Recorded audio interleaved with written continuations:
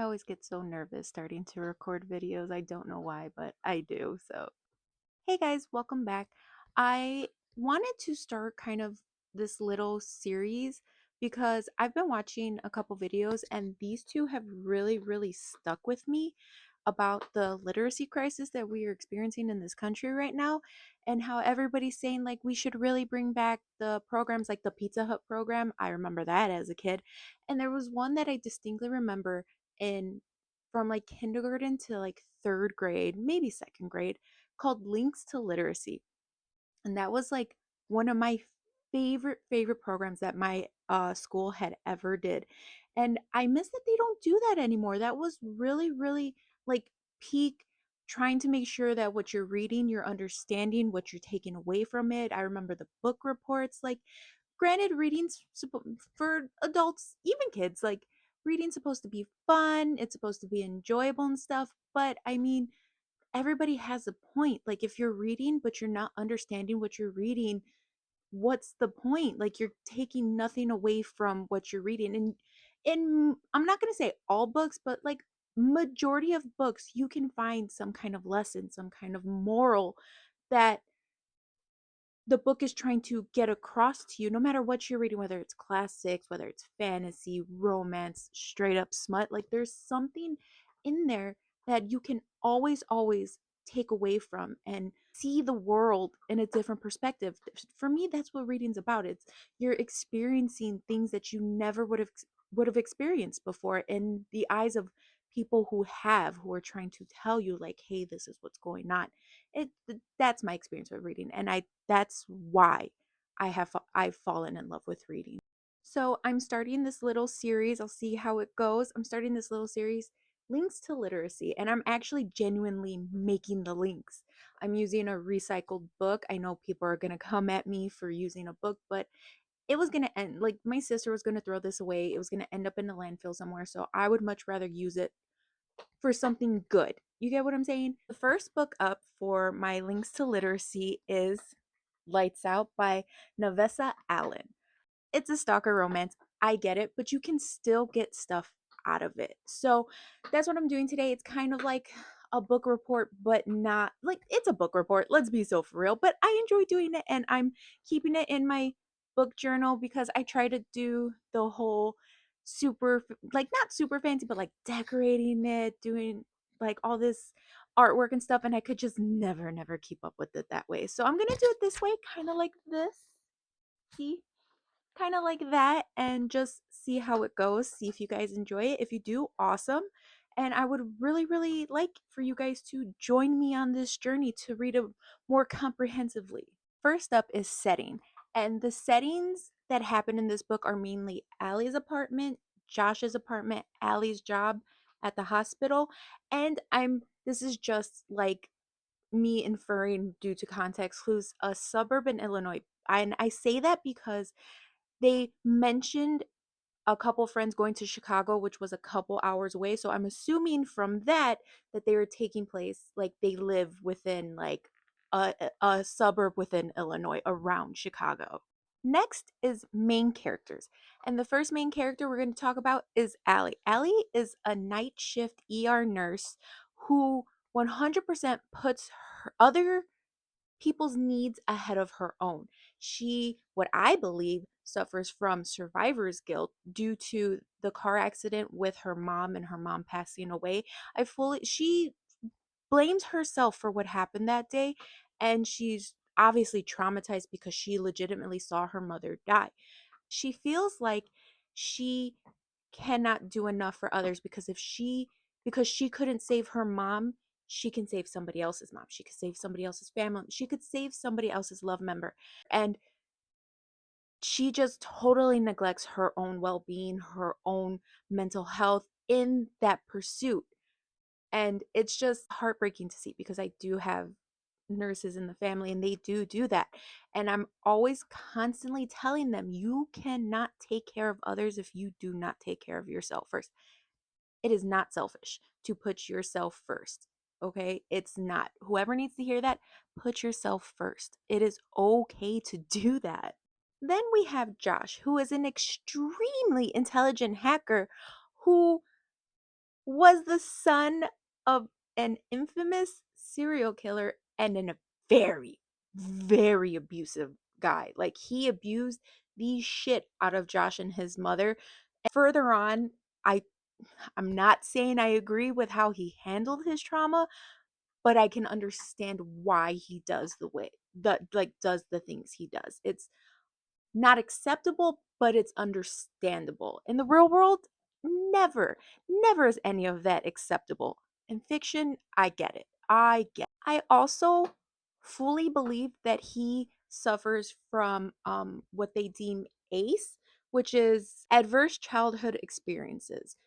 Post that right there. The internet can explain it a lot better than I can, but the symptoms from how he deals with his trauma is he what how would I put it? Sorry, I have my notes right here. His trauma responses, and once again, I'm not an expert in any of this. This is just my very, very limited knowledge in this stuff, is that his trauma responses manifest in a way that he has to have control. He has to know where his loved ones are at all times, just to make sure that they are okay because of what he experienced with his father, what he experienced at the hands of his father. Once again, is it right? Is it okay? No. Is it acceptable? No, not in the slightest.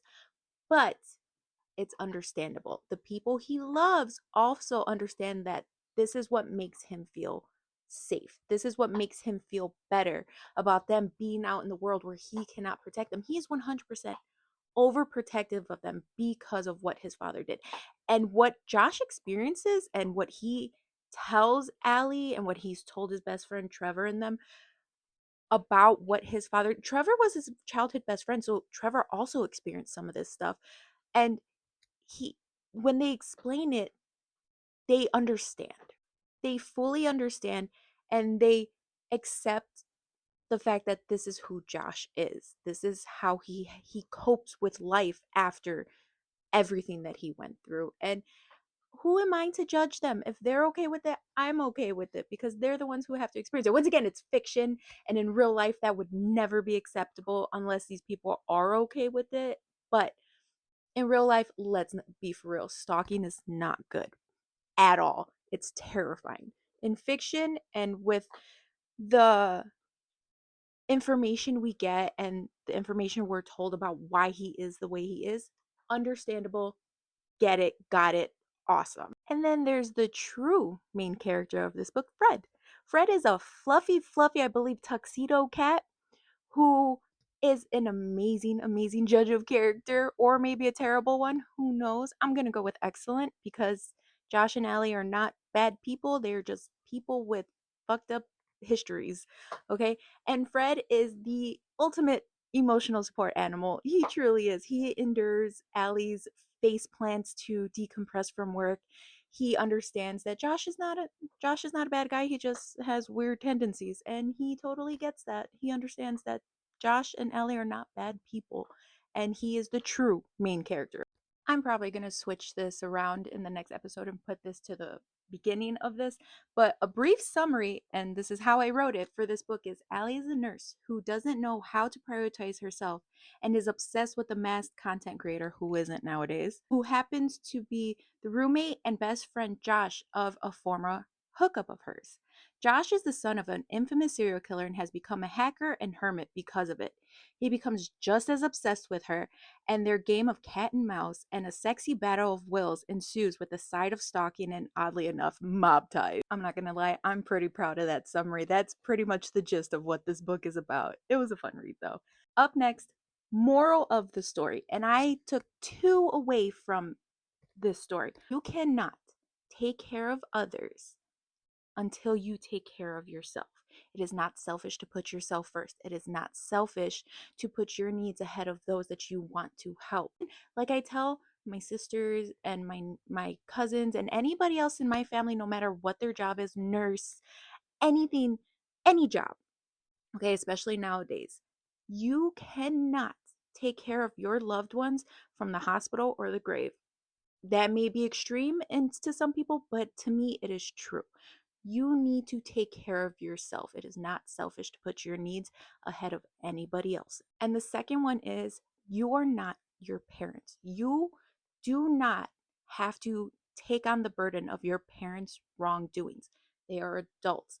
That is their job. They can fully take the responsibility of what they do and the consequences of their actions. Easier said than done, 100%, totally understandable. But you are your own person. You have your own life, you have your own morals, you have your own values. You do not have to be your parents. You can break that cycle. You are a good person even if your parents are not. That is up to you. Those are your choices. You are not your parents. And please understand, I say this with love.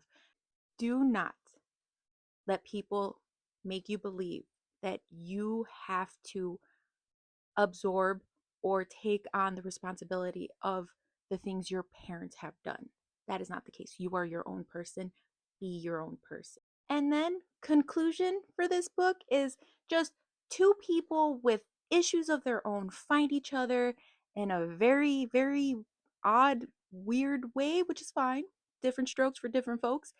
And they still fall in love. They still love each other despite those issues, and they help each other work through those issues together because that's what they want to do. They want to be in a relationship, and that's what you do in a relationship. You work through things together. And also, in conclusion, there was a lot of primal play in that epilogue.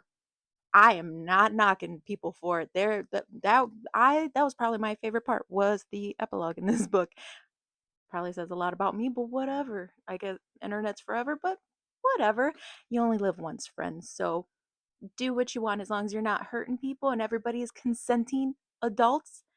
Enjoy life to the absolute fullest with the people or the person that you love. And then finally, was this book easy to read? Was it just right to read? Was it hard to read? Was it too hard to read?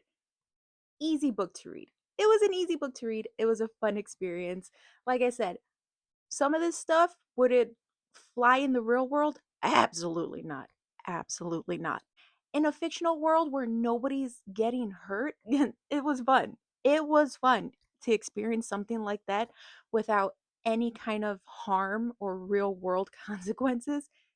Great read, fun read if you're into it. Once again, trigger warning, there's stalking, there is childhood trauma, there's mentions of murder, and there's a lot going on in here. So please always remember to read trigger warnings because I don't want anybody to get hurt. I don't want anybody to get triggered and into a bad mental state because of a book.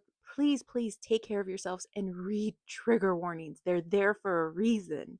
With that said, that's the end of this first episode. I really hope you enjoy this. It's a work in progress. I'm going to try and finesse it and get it to a point where maybe it's more cohesive. Maybe I don't ramble so much. But I really truly hope you enjoyed this. I have another one that I'm going to do, and it's based off of a horror book that's supposedly a real story. Maybe I'll do a deep dive into that as well because it was a lot. It was a lot to take in and what went on in that story. But that's for a different episode. I hope you guys enjoyed this. And as always, stay awesome and stay safe, besties.